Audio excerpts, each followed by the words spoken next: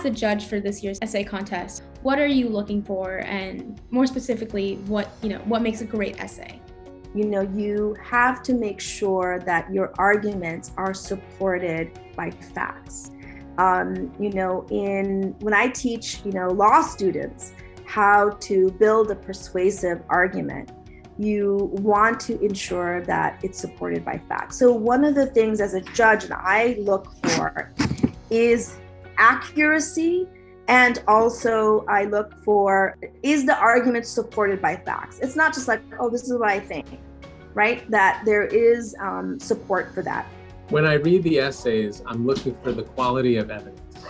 I want to see that the author has made not only a really strong claim or thesis, but that they're supporting their claim with really powerful evidence.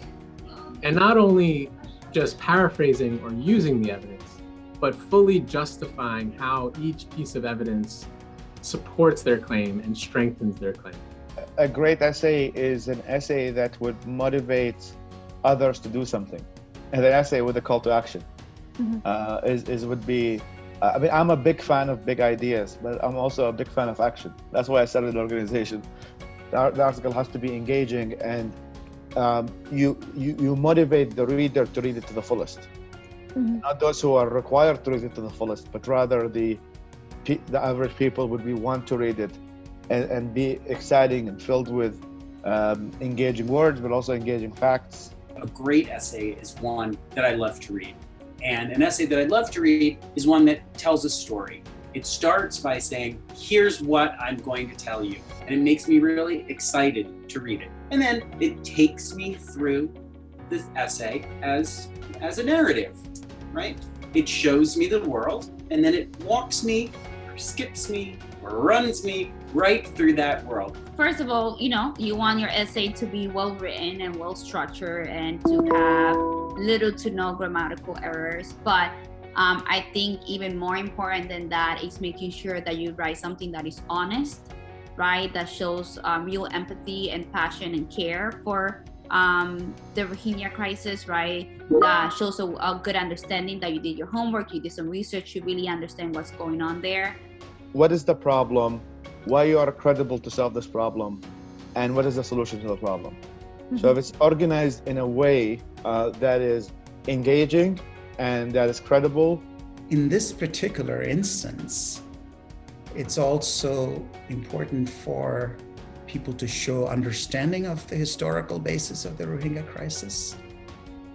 And because the crisis is ongoing, I would certainly love to see what solutions they may come up with. Because the Rohingya issue is such a protracted issue, right? It's a problem that we haven't been able to really solve. When I'm reading essays, I'm really looking at also creative approaches. So not to just rehash what has been done or what has been tried, but what do you think should be tried? What should we explore? What haven't we thought about? Keep it to the point. Don't try to pack in too much. You're writing from an honest and human rights framework that you do care about what's happening and that you're making that connection. Like, why living in the US do you care about what's happening in Myanmar? How do you think students should approach the essay topic, and do you have any other tips for students? They should spend more time on research and really seeing what other people have written on the subject, and not necessarily steal their ideas, but rather see, making sure that what they write about is in a way aligned with the facts and on the ground, and also with the voices of that region and that country. Please try not to write in the passive voice. It's because everyone's trying desperately not to direct quote other people. So they're jumping, or they're doing backflips, verbal written gymnastics to try to get around doing direct quotations and to connect different ideas from different scholars, different bodies of literature, and make them their own. What's often sacrificed is the clarity of the communication. It's much harder to write simply than to write complex, strange, passive voice sentence that has 35 words in it. Try to write as simply as you can. Try to explain something as simply as you can. And if you can't explain it simply, you might not understand it as well as you think you do. The essay topic, the question, is really powerful and complex. There are lots of lessons we can learn from historical genocides, from mass persecutions, and apply to the current Rohingya refugee crisis. And so, in doing research, I think writers can find a lot of evidence from a lot of types of sources. Of course, we can find evidence from texts or books or articles, but we have a lot of other sources of really powerful evidence that exists in the world right now to use to make our points, to make our claims, to justify our claims.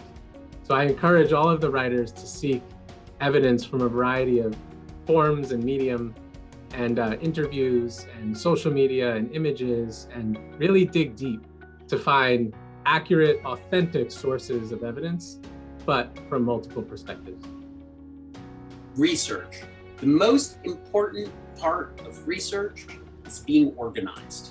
If you are not organized, you can very quickly lose track, lose the thread of what you were doing, and even worse, you could unintentionally commit academic dishonesty by failing to properly cite or quote a source. So, staying really organized about your research is the most important part of research. The second most important part of research is starting early.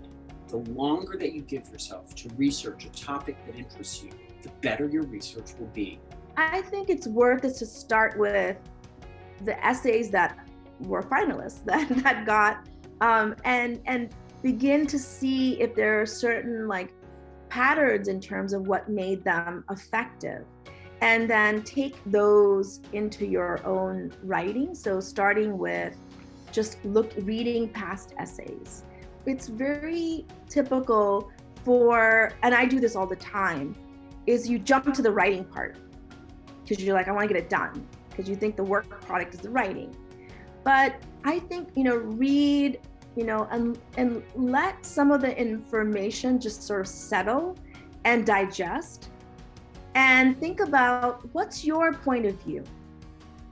What can you add to the conversation that has not been said? But take some moment to reflect, and just sort of sit with what you're reading and researching. So I think those will be my two tips. I think that sometimes there were some essays that felt like they were just jamming all the information onto the page, and it felt like, even as a reader, it was like, okay, yeah.